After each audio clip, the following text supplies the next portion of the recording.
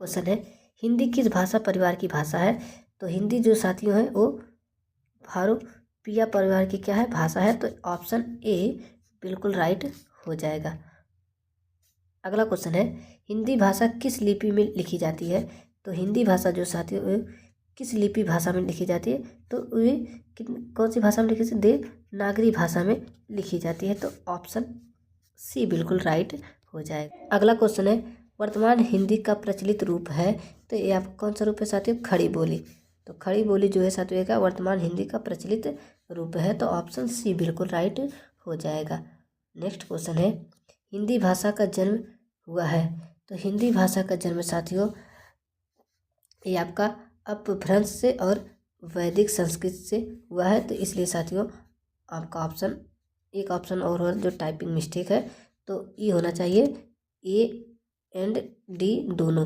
तो ये आपका ऑप्शन ए बिल्कुल राइट हो जाएगा। अगला क्वेश्चन है, भारतवर्ष में हिंदी को आप किस वर्ग में रखेंगे?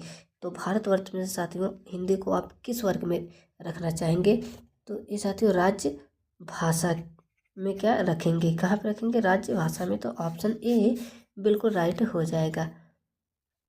अगला क्वेश्चन है, भारतीय संविधान में किन अनुच्छेदों में राजभाषा संबंधित प्रावधानों का उल्लेख है? तो ये साथियों 343 से लेकर 351 तक। ऑप्शन ए बिल्कुल राइट हो जाएगा। अगला क्वेश्चन है, भाषा की सबसे छोटी इकाई है। तो ये सभी लोगों को मालूम है भाषा की सबसे छोटी इकाई क्या है? वर्ण है।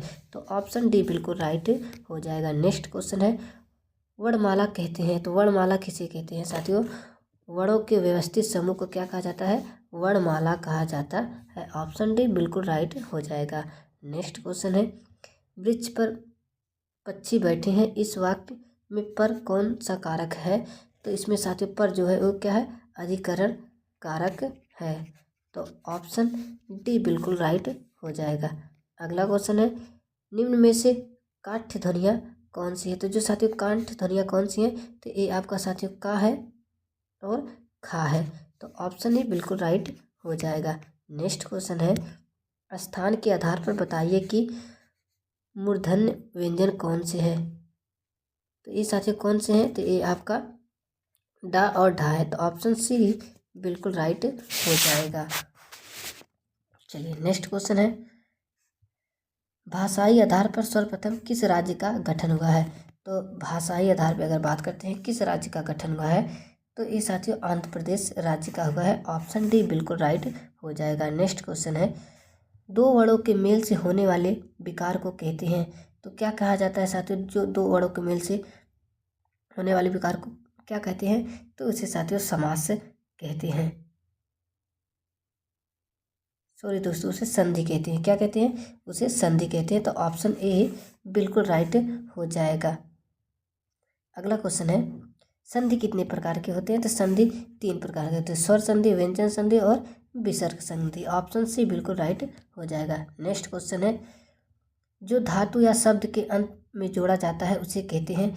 तो उसे क्या कहा जाता है साथियों? तो उसे प्रत्यय कहा जाता है। तो ऑप्शन डी बिल्कुल राइट हो जाएगा। नेक्स्ट क्वेश्चन है, दो अथवा दो से अधिक शब्दों से मिलकर बने हुए सार्थक शब्द को क्या कहते हैं? तो साथियों क्या कहा जाता है? दो अथवा दो से अधिक शब्दों से मिलकर बने हुए नए सार्थक शब्द को क्या कहते हैं? तो ये साथियों आपका समास कहा जाता है। तो ऑप्शन बी बिल्कुल राइट हो जाएगा। अगला क्वेश्चन है, समास का सात्विक अर्थ होता है। तो समास का जो साथियों सात्विक अर्थ होता है तो ये आपका संक्षेप होता है। तो ऑप्शन ए बिल्कुल राइट हो जाएगा। नेक्स्ट क्वेश्चन है, प्रख्यात में प्रयुक्त उपसर्ग है। तो प्रख्यात में जो साथियों उपसर्ग क्या है? तो ये आपका साथियों प्रा है। तो ऑप्शन ए बिल्कुल राइट हो जाएगा। नेक्स्ट क्वेश्चन है, वस्तु, स्थान, भाव या विकार के खोतक शब्द का क्या कहा जाता है? तो साथियों क्या कहा जाता है? तो ये आपका साथियों संज्ञा कहा जाता है। नेक्स्ट क्वेश्चन है, व्युत्पत्ति के आधार पर संज्ञा के कितने भेद होते हैं? तो ये साथियों संज्ञा के कितने भेद होते हैं? 5 भेद होते हैं। तो ऑप्शन सी बिल्कुल राइट हो जाएगा। नेक्स्ट क्वेश्चन है, प्रत्यय उत्पत्ति शब्द में कौन सा उपसर्ग है? तो ये आपका साथियों प्रति है। तो ऑप्शन बी बिल्कुल राइट हो जाएगा। नेक्स्ट क्वेश्चन है, गमन शब्द को विपर्थक बनाने के लिए आप किस उपसर्ग का प्रयोग करेंगे? तो ये साथियों हम करेंगे किसका? आ का। तो ऑप्शन बी बिल्कुल राइट हो जाएगा।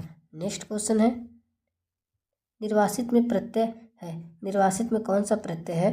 तो ये आपका साथियों इति है। तो ऑप्शन डी बिल्कुल राइट हो जाएगा। नेक्स्ट क्वेश्चन है, सूर्य शब्द का स्त्रीलिंग क्या होगा? तो साथियों क्या होगा? सूर्या होगा। तो ऑप्शन बी बिल्कुल राइट हो जाएगा। नेक्स्ट क्वेश्चन है, बुढ़ापा भी एक प्रकार का अभिशाप है, इस वाक्य में रंगीन छपे शब्द की संख्या बताइए। तो क्या हो जाएगा साथियों? भाववाचक। तो ऑप्शन सी बिल्कुल राइट हो जाएगा। नेक्स्ट क्वेश्चन है, जंगल में लगने वाली आग क्या कहलाती है? तो साथियों जंगल में लगने वाली आग साथियों क्या कहलाती है? दावा नल कहलाती है। तो ऑप्शन बी बिल्कुल राइट हो जाएगा। नेक्स्ट क्वेश्चन है, वह स्त्री जिसकी कोई संतान ना हो तो उसे क्या कहा जाता है? तो उसे साथियों बाँझ कहा जाता है। तो ऑप्शन बी बिल्कुल राइट हो जाएगा। नेक्स्ट क्वेश्चन है, तरिण तनुज तमाल तरवर छाये में कौन सा अलंकार है? तो साथियों एक दिया गया तरिण तनुज तमाल तरवर छाये में इसमें कौन सा अलंकार पूछा गया है? तो इसमें आपका साथियों अनुप्रास अलंकार है। तो ऑप्शन ए बिल्कुल राइट हो जाएगा।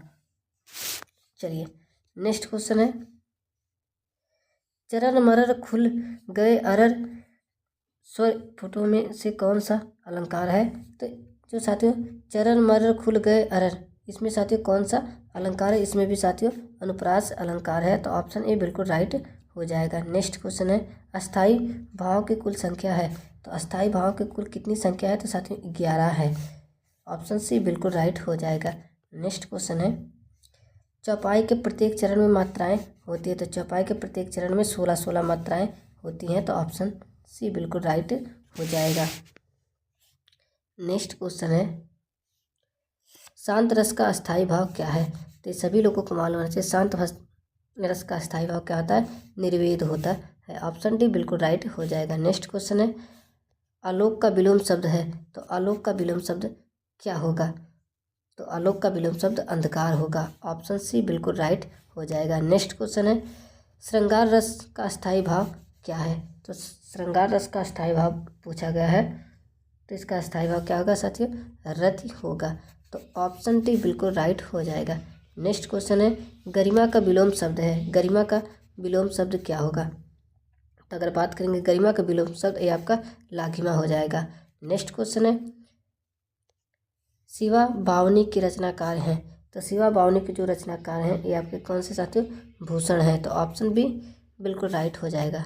नेक्स्ट क्वेश्चन है, जातिवाचक संख्या बताइए, तो जातिवाचक संख्या क्या है साथियों? लड़कों में पाई जाती है। तो ऑप्शन ए बिल्कुल राइट हो जाता है। नेक्स्ट क्वेश्चन है, कौन सा शब्द स्त्रीलिंग है? तो इसमें साथियों कौन सा शब्द स्त्रीलिंग है? तो बात करेंगे परिषद जो है क्या है साथियों? स्त्रीलिंग शब्द है। तो ऑप्शन डी बिल्कुल राइट हो जाएगा।